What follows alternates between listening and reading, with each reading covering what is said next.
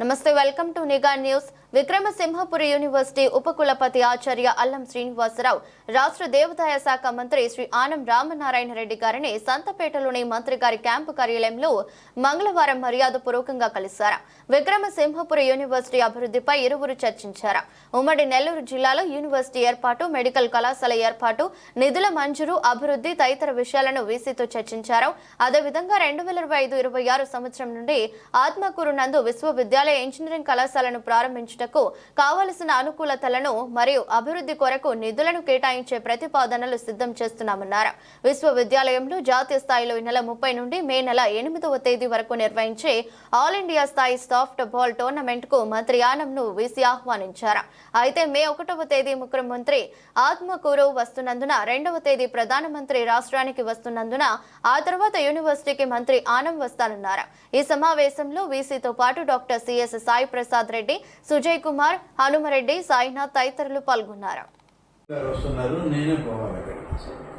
First వారు ఇక్కడికి వస్తుండే, సెకండ్ ప్రైమ్ మినిస్టర్ విజిట్ కాబట్టి 2 తారీఖు వరకు రావాలన్నా కూడా వీలు. ఆ తర్వాత ఏదైనా మీకు 8th వరకు అన్నారు కాబట్టి మధ్యలో ఏదో ఒక రోజు వస్తారు. ఫస్ట్ గర్ల్స్ ఈవెంట్ నచ్చిన 4 days, తర్వాత మళ్ళీ బాయ్స్ ఈవెంట్ 4th మళ్ళీ మీకు బాయ్స్ ఎప్పుడైనా సార్ సెకండ్ అయ్యాక ఫ్రీ అయిపోతాం కాబట్టి ఏం లేదు, ప్రెజర్ ఉండదు.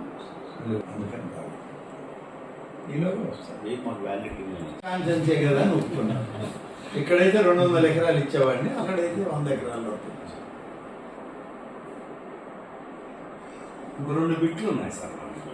కాలం పక్కన ఇండస్ట్రీ 2 బిట్లు కలిపేసుకుంటాం.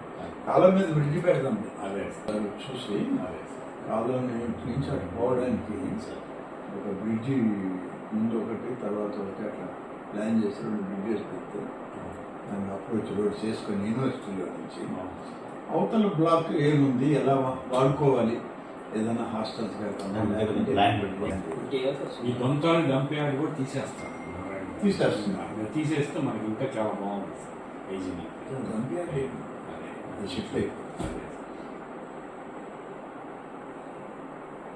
అలాగే సార్, మంచి పని కంటే వచ్చి సాయం చేస్తారు. అటువంటి మైండ్ సెట్ ఉన్నాళ్ళు ఇక్కడ ఉండేవాళ్ళు అందరూ. బయట ఎక్కడెక్కడో పోయి ఉన్నారు. ఒకసారి ఎప్పుడో వాళ్ళని అందరినీ పిలిచి లేకుండా మనం పోయి అప్పుడో చెయ్యి, ఇది ఒకటి మన ఫ్యూచర్ స్టూడెంట్స్కి లేదంటే యంగ్స్టర్స్కి ఉపయోగపడుద్ది, చేయండి అంటే వాళ్ళు డబ్బిచ్చేవాళ్ళు ఉంటారు. మన దగ్గర ఒక ఇన్ఫ్రాస్ట్రక్చర్కి ఇది ఉంది, ఇది చేయాలి మీరు అంటే చేస్తారు. అది మనం అడగాలి, అడిగితే మా చేతుల్లోనే ఉన్నాయి కాబట్టి మేమే వాటిని ఫండ్స్ తెచ్చి డెవలప్ చేసి, మీ యూనివర్సిటీ కానీ మెడికల్ కాలేజీ కానీ ఆత్మకూరు ఇవన్నీ మనమే గవర్నమెంట్లో ఉన్నాము. సరే వాళ్ళని అడిగి టైం వేస్ట్ ఎందుకని గవర్నమెంట్ శాంక్షన్స్ ఇవ్వడానికి అవకాశం ఉంది కాబట్టి ఇచ్చేసాం. ఆ రోజు గవర్నమెంట్, సీఎం అందరూ మాత్రం బాగా అనుకూలంగా ఉన్నారు కాబట్టి ఇచ్చేసాం. లేకపోతే చేయలేము. మెడికల్ కాలేజీకి 390 crores ఒకే రోజు మెడికల్ డిపార్ట్మెంట్కి ఇవ్వడం అనేది సాధ్యమైపోతుంది. ఫస్ట్ ఇయర్ స్టార్ట్ అయ్యేటప్పటికే ఫైనల్ ఇయర్ స్టూడెంట్స్కి కావాల్సిన హాస్టల్స్ కట్టాం,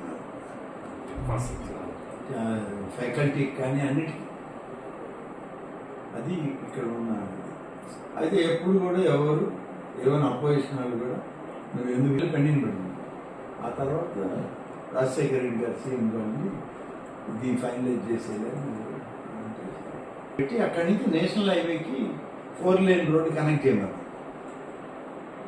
రోడ్డు లేదు కదా అని అంటే అక్కడి నుంచి కశ్మూర్ రోడ్లో పక్కన కశ్మూర్ రోడ్డు వెంకటాచలం కలుస్తుంది. ఆ వెంకటాచలం కలిసేదానికి హైవేలో 4 lane రోడ్ పెట్టాం. నెల్లూరు నుంచి యూనివర్సిటీకి 4 lane రోడ్ పెట్టాం. ఈ 2 కనెక్ట్ అవుతాయి.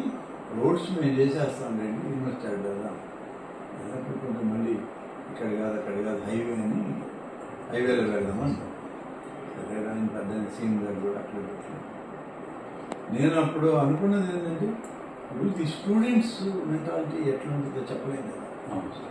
సపోజ్ చిన్న ఇన్సిడెంట్ జరిగింది, వాళ్ళు సడన్గా స్ట్రైక్ అంటారు, బంద్ అంటారు, నేషనల్ హైవే మీద కూర్చుంటారు. నేషనల్ హైవే మీద కూర్చున్నారంటే దాని మీదకి వచ్చేసిన వాళ్ళు ఏం చేస్తారు? ఇట్లాంటివన్నీ వస్తాయి. ఎందుకని హైవేలో వద్దని నేను ఆ రోజు సజెస్ట్ చేసి